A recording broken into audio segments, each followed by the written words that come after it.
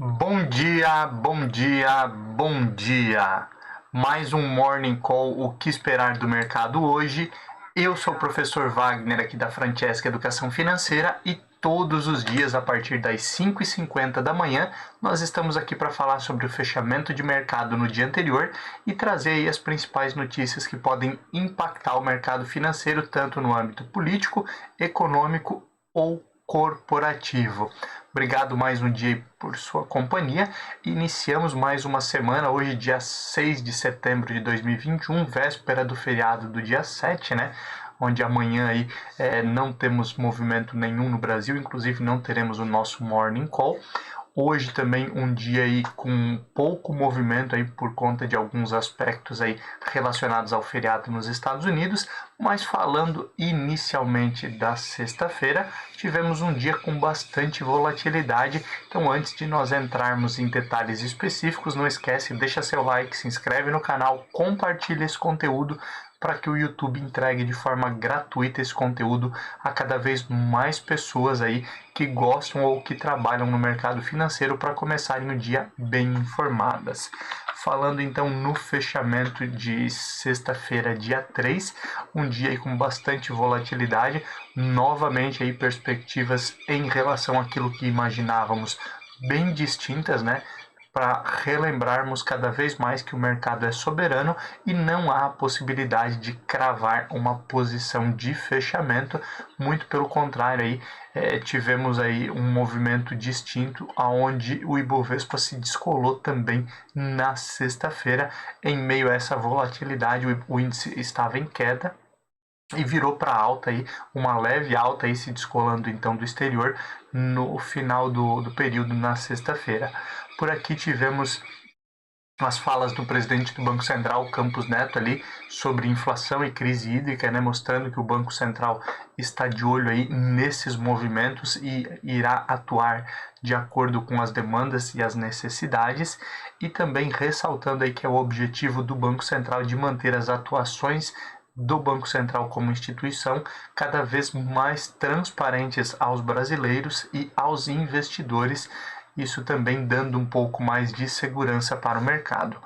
Por outro lado, tivemos aí as falas do presidente Jair Bolsonaro, que são tidas aí como ameaças, né, em relação às manifestações do dia 7 amanhã, onde ele ressaltou aí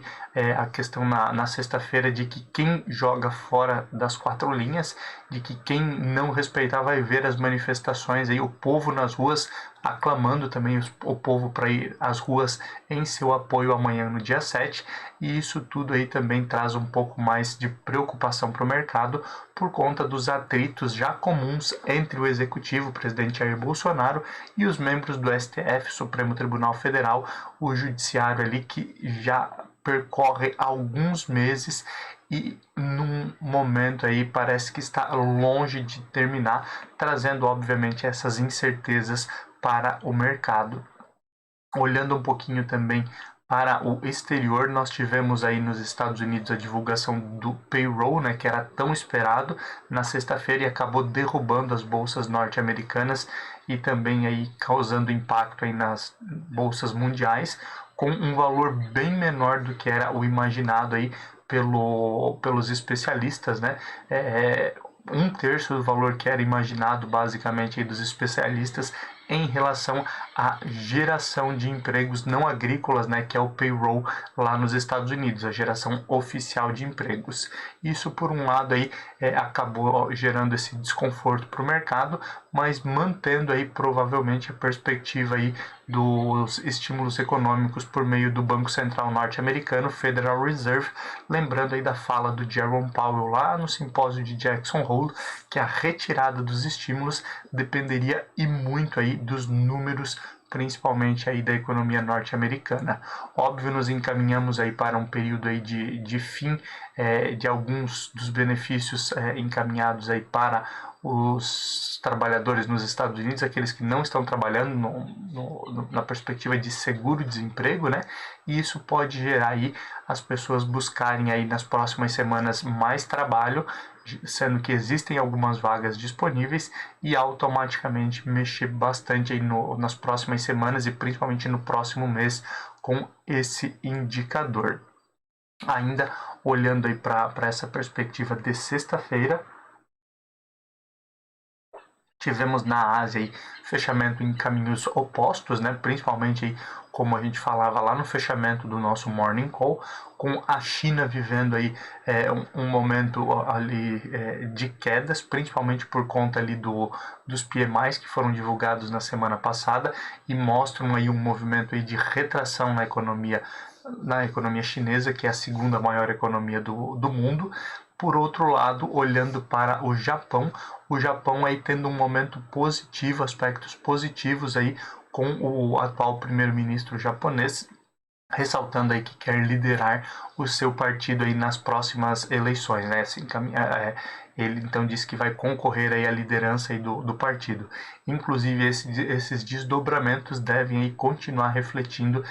olhando para o Japão no dia de hoje, pelo que vimos aí nas primeiras horas do dia. Continuando e olhando um pouquinho para a Europa, apesar de PMI composto ter ficado acima do esperado, na Europa aí nós temos alguns aspectos como as eleições na Alemanha que acontecem aí no mês de outubro e inclusive com o partido da chanceler da Angela Merkel perdendo na perspectiva aí da última pesquisa eleitoral, trazendo talvez um pouco mais de incerteza nesse sentido, lembrando que a Merkel aí já está à frente, aí, o partido já está à frente aí do poder na Alemanha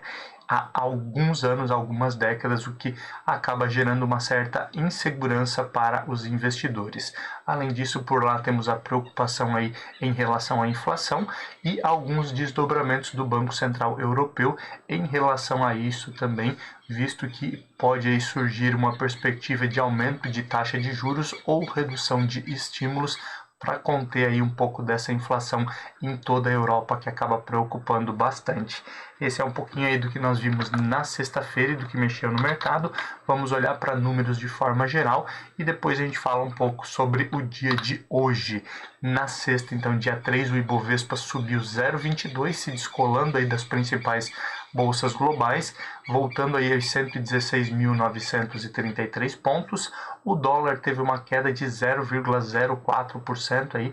não chegou a movimentar as casas decimais, ficando aí na casa dos R$ 5,18. Nas bolsas norte-americanas, nós tivemos aí Nasdaq subindo 0,21%, aí, saindo um pouquinho do padrão, principalmente por se tratar de empresas de tecnologia que acabam sofrendo um pouco menos em alguns aspectos de incerteza, como o que aconteceu aí com as demais bolsas, e foi a única bolsa lá nos Estados Unidos que fechou em alta de 0,21 a 15.363 pontos. O índice S&P 500 lateralizou 0,03% de queda a 4.535 pontos e Dow Jones caiu 0,21 a 35.369 pontos. Já olhando para a Europa, primeiramente nós tivemos o euro aí subindo 0,17%, ficando na casa dos R$ 6,16.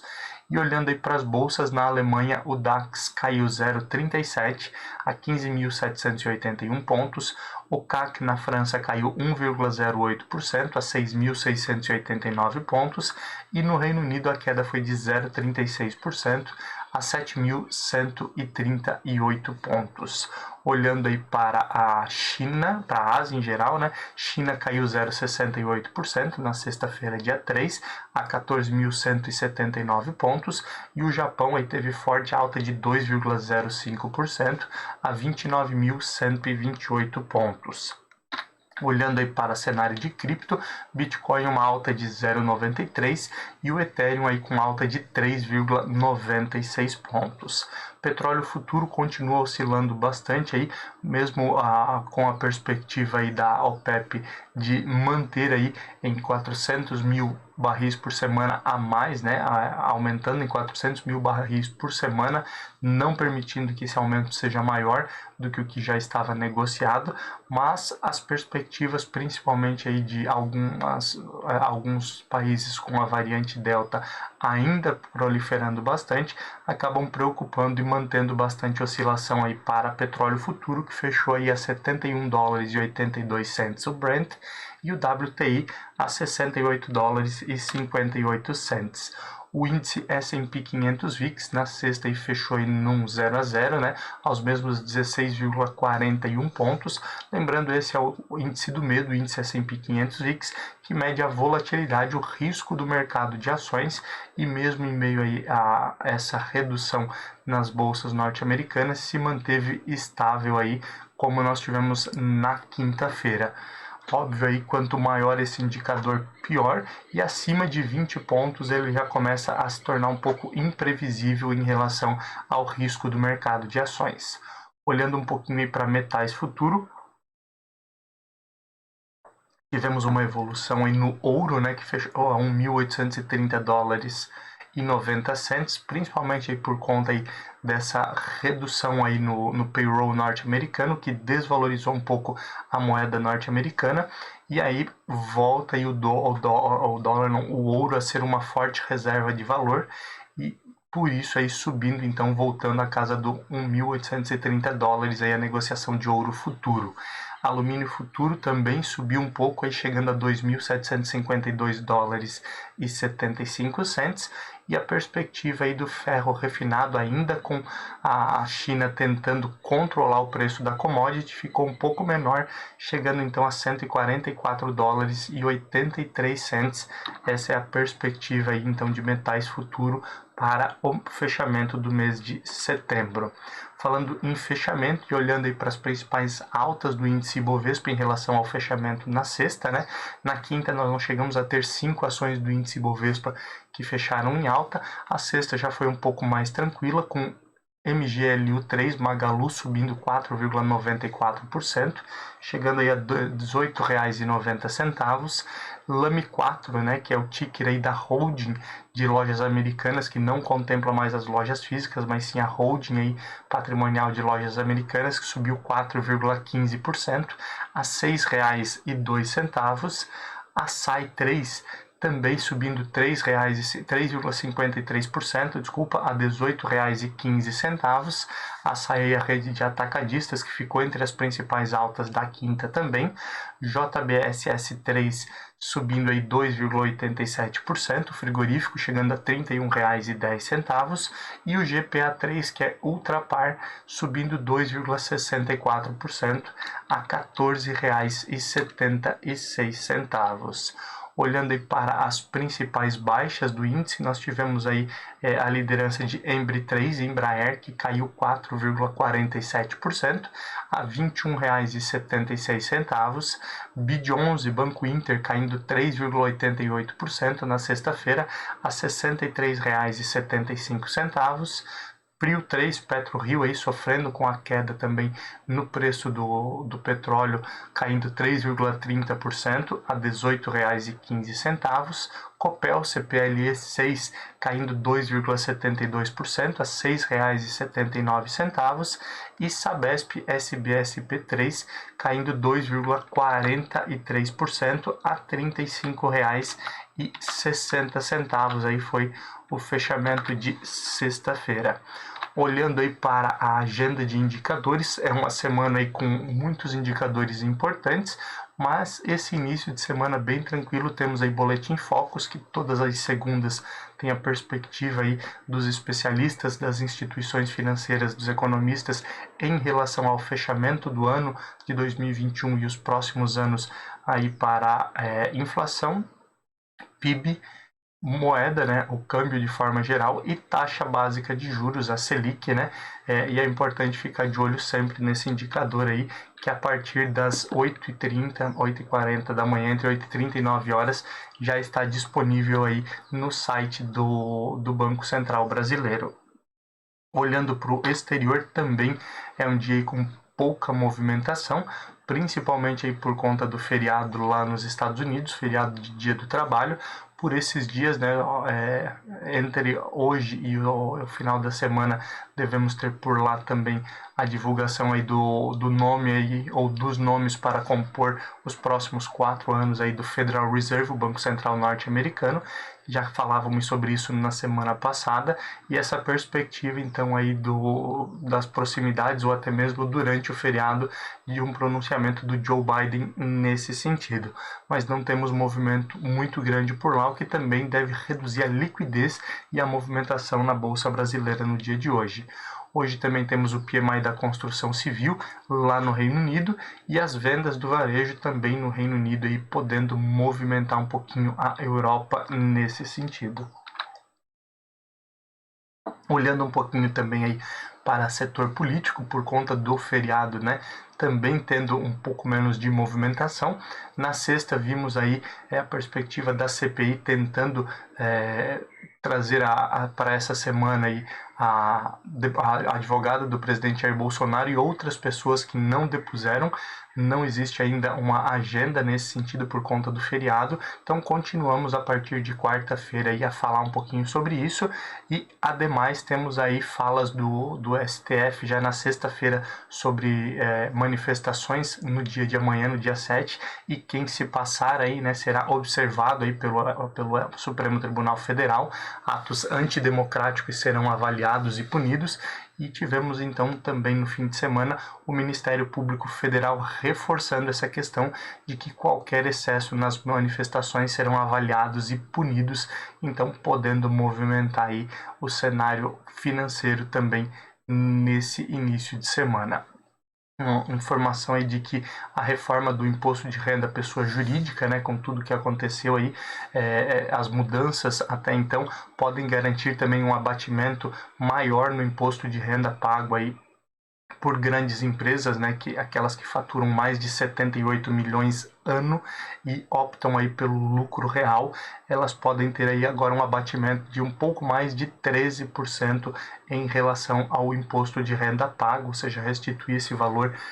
através aí de doações e outras situações aí que a legislação já permitia, até o máximo de 6%, mas com a reforma esse valor aí pode chegar até 13,1% e pode obviamente mexer com o mercado nesse sentido, como tudo aquilo que permeia aí a reforma do imposto de renda, né, e a reforma tributária como um todo. Falando um pouquinho e olhando para a perspectiva de eleições 2022, especialistas aí ampliam a preocupação aí com a polarização Lula-Bolsonaro, né, para eleições 2022, trazendo uma maior preocupação com o risco fiscal indiferente aí de qual dos candidatos venha a ganhar as eleições em 2022, lembrando que o mercado também busca, né, uma terceira opção, a chamada terceira via, que até o momento não foi encontrado, e diversos candidatos também podem pleitear essa vaga, visto aí que pode também, a partir dessa perspectiva de uma terceira via, criar aí um movimento aí como aconteceu em outras eleições para um candidato que até o momento não está aí no radar dos principais veículos aí que fazem pesquisa eleitoral. A evolução da reforma da reforma tributária, né, e da reforma administrativa, elas são vigentes aí no Brasil, né? Nós vemos aí a possibilidade de nos próximos meses, nas próximas semanas, termos uma evolução considerável nesse sentido, e inclusive aí foi encaminhado ao Tribunal de Contas da União um documento de que a evolução na reforma administrativa gera inúmeras possibilidades, né? Lembrando aí que a maioria dessas situações da mudança na reforma administrativa só vale aí para novos concursados, e que o ano que vem aí já mantém a perspectiva de maior gastos do governo com novas contratações por meio de concursos públicos. Podemos ter uma evolução significativa nesse sentido. Óbvio, muitos aí ainda entram pela regra antiga, por conta aí de já terem passado em concurso, mas gera diversas possibilidades aí, principalmente aí com redução da máquina pública aí em relação a benefícios, essa evolução da reforma administrativa, e deve ter desdobramentos, óbvio, na política, impactando também o cenário financeiro. E aliados aí europeus, né, principalmente aí dos Estados Unidos, tem criticado bastante os Estados Unidos e a figura do presidente Joe Biden aí, por conta aí da manutenção aí no prazo de retirada das tropas lá do Afeganistão e mantendo aí por conta, obviamente, do Talibã, que tomou aí a cidade de Cabul e aí planeja a partir de agora aí, governar, tomar conta do país, trazendo também aí para os países vizinhos e países europeus também uma maior exposição ao terror, assim como aconteceu em outros períodos. E essas críticas aí acabam manchando um pouco mais aí o governo do Joe Biden aí, que, como falávamos nas últimas semanas, inclusive, tem enfrentado bastante dificuldade aí nesse seu primeiro ano de mandato, também por conta aí dessa retirada do Afeganistão, aonde muitas pessoas aí lá nos Estados Unidos são contrárias a essa retirada aí que já estava planejada, relembrando, desde a época do presidente Barack Obama e foi continuada então pelo ex-presidente Donald Trump e finalizada agora pelo Joe Biden, mas tudo isso deve trazer desdobramentos e vale a pena ficarmos de olho nesse sentido. Não, passou aqui. Olhando um pouquinho aí para aspectos da economia, o ministro Paulo Guedes aí diz que quer transformar recordes de arrecadação em redução de impostos, né? Esse ano aí tivemos alguns meses com recorde de arrecadação, inclusive aí acima do que era esperado, do que era orçado aí pelo governo de forma geral, e o ministro Paulo Guedes aí deixando claro em entrevista de que o objetivo é trazer reformas específicas que possam aí, na pior das hipóteses, aí, reduzir a arrecadação, mas não ampliar aí, os gastos dos brasileiros com impostos. E aí, então, dentro desse projeto ainda não existe um detalhamento, mas ele diz que gostaria aí de criar um movimento específico para que os períodos com recorde de arrecadação gerassem uma redução de impostos para a população. Isso também pode trazer desdobramentos e vale a pena ficar de olho. Nesse mesmo sentido, quando olhamos para arrecadação e automaticamente vamos olhar para risco fiscal, que é o Brasil conseguir honrar aí os seus compromissos, né? Líderes aí da Câmara e do Senado, principalmente o Arthur Lira e o Rodrigo Pacheco, presidentes aí especificamente da Câmara e do Senado, afirmam também que a reforma do imposto de renda não irá reduzir a arrecadação, diferente do que foi questionado aí na sexta-feira, né? Situações de que reduziria em 10 bilhões a arrecadação por conta das mudanças efetivadas aí na reforma do imposto de renda, a redução principalmente aí no imposto de renda das empresas e redução aí nos dividendos, né? Na cobrança de imposto sobre os dividendos de 20% para 15%, como aconteceu lá de quinta para sexta-feira essa mudança, e tivemos então agora líderes aí reforçando que não teremos redução na arrecadação por conta desses aspectos que foram mudados. Casos de doença aí da vaca louca, né? A doença da vaca louca, os mais antigos, assim como eu, entregando um pouco da idade aqui, né? Vão lembrar lá no final dos anos 2000, uma crise mundial olhando principalmente para essa doença aí que acometia pessoas que tinham comido carne contaminada aí de diversos problemas de saúde. Isso parece que está voltando, tivemos 4 a 5 casos no Brasil, não pessoas que consumiram, mas animais aí que foram verificados que estavam infectados com a doença da vaca louca, e num movimento aí de prevenção, o governo acabou então suspendendo a exportação de carne bovina para a China, lembrando que a China responde por cerca de 59% da exportação brasileira aí de carne bovina. Então aí teremos um movimento na economia nesse sentido aí, que se perdurar durante muito tempo essa suspensão, pode impactar empresas e o mercado como um todo. Mesmo em meio aí a diversas incertezas no Brasil, por conta aí de eleições 2022, crise hídrica, crise fiscal, né? O risco fiscal principalmente, algumas casas internacionais veem aí diversos ativos baratos no Brasil, principalmente a moeda brasileira. Lembrando, a gente já fala aqui diversas vezes que a moeda brasileira ela estava bem desvalorizada em relação a outras moedas versus o dólar, né? Quando olhamos aí para esses fatores, e por isso aí o dólar pode cair abaixo dos R$ nos próximos meses, é a expectativa de algumas dessas casas, com investidores estrangeiros trazendo um volume maior de recurso aí para compra, para investir em ativos mais em conta, como é o caso da moeda brasileira aqui no nosso país. Já tivemos aí no início de setembro um recorde aí de investimentos estrangeiros na Bolsa Brasileira, também por conta de alguns ativos baratos, e por outro lado aí trazendo uma outra perspectiva, alguns especialistas enxergam ainda pouco espaço para a recuperação do índice Ibovespa em relação àquilo que nós tivemos aí de queda nas últimas semanas. Se lembrarmos aí, nós tínhamos diversas casas apostando em 140, 150 mil pontos para o índice ao final do ano, que agora recuou aí para baixo dos 120 mil pontos, e essa recuperação, aquilo que se imaginava, é tida aí como quase impossível por algumas das casas. Óbvio, teremos alguma valorização ainda, mas talvez não chegando a patamares como se imaginava anteriormente, e também outros fatores como a própria inflação e o aumento da taxa de juros tiram alguns investidores aí, principalmente investidores que têm uma maior aversão ao risco, a essa volatilidade, tiram da renda variável e acabam levando esses recursos aí para a renda fixa. Olhando um pouquinho para cenário corporativo, nós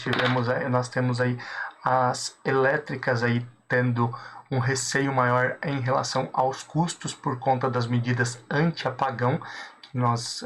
devemos ter, inclusive até uma perspectiva do presidente Jair Bolsonaro e da sua equipe de facilitarem aí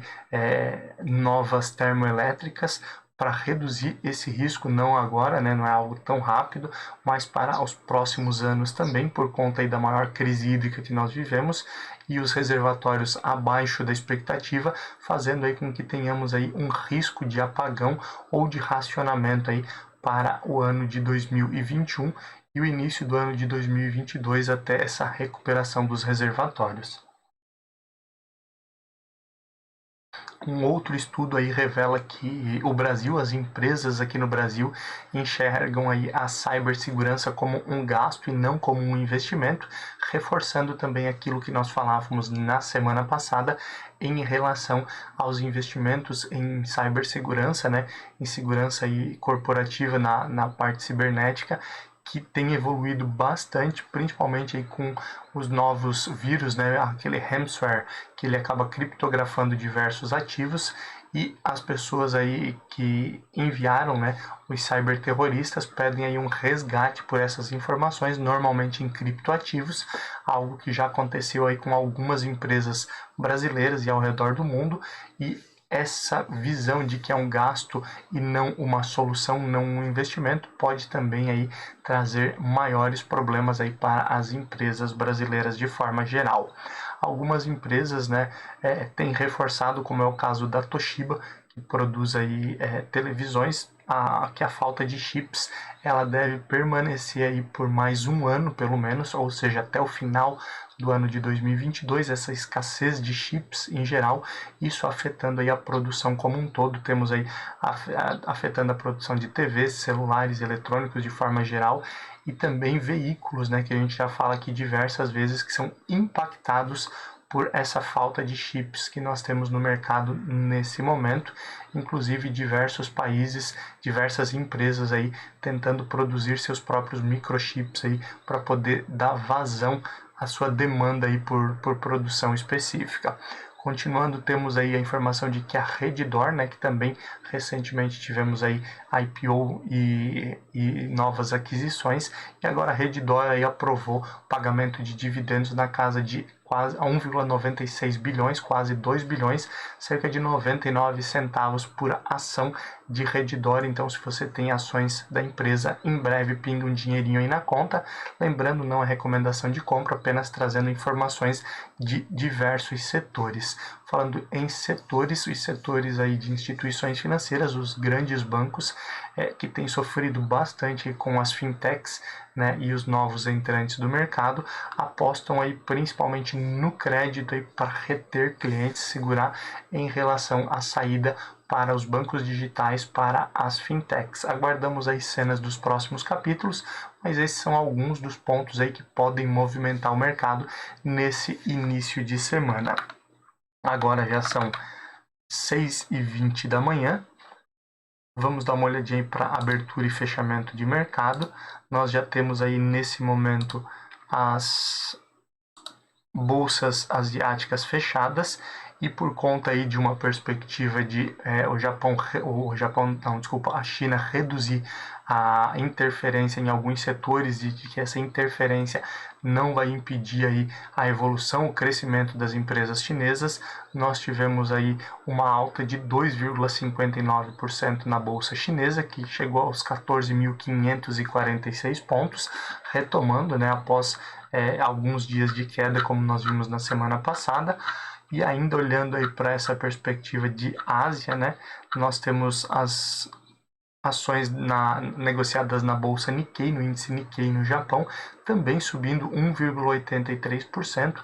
chegando a 29.659 pontos, as maiores altas aí dos últimos 4, 5 meses no Japão, ainda refletindo aí o bom momento e as falas do primeiro-ministro japonês aí de concorrer aí, como nós falávamos durante o nosso Morning Call, a liderança aí do seu partido nas próximas eleições. Continuando e olhando um pouquinho aí para a abertura e fechamento de mercado na Europa, visto que nos Estados Unidos a perspectiva aí é de baixíssima negociação, somente olhando para futuro, né? Negociação de ativos futuros, por conta do feriado bancário lá nos Estados Unidos, feriado do Dia do Trabalhador lá nos Estados Unidos. E nesse momento aí nós temos, olhando aí para a Europa, o DAX na Alemanha subindo 0,65 em média, né? Recuperando aí a queda da sexta-feira. Na França o CAC sobe 0,74 e no Reino Unido aí sobe também 0,65 nesse momento. Perspectiva então das bolsas europeias fecharem em alta. No Brasil temos maiores incertezas aí por conta aí das manifestações previstas para o dia de amanhã, que trazem certa insegurança para o mercado. E também temos aí uma menor movimentação por conta aí das bolsas norte-americanas fechadas, mais uma perspectiva também de leve alta aí no índice Ibovespa no dia de hoje. Lembrando, o mercado é soberano, então não dá para cravar nada. Vimos na semana passada diversos dias isso acontecendo e aguardamos então para na quarta-feira retomarmos aqui o nosso Morning Call, o que esperar do mercado hoje, e falar aí de tudo que aconteceu no pós-feriado norte-americano no dia de hoje e também no pós-feriado do dia 7 de setembro aqui no Brasil. Muito obrigado aí pela sua companhia, bons negócios, bom feriado aí para todos amanhã e nos vemos então na quarta-feira para falar sobre esse fechamento aí do mercado no dia de hoje e tudo aí que impactou, inclusive aí para o restante da semana. Tchau, tchau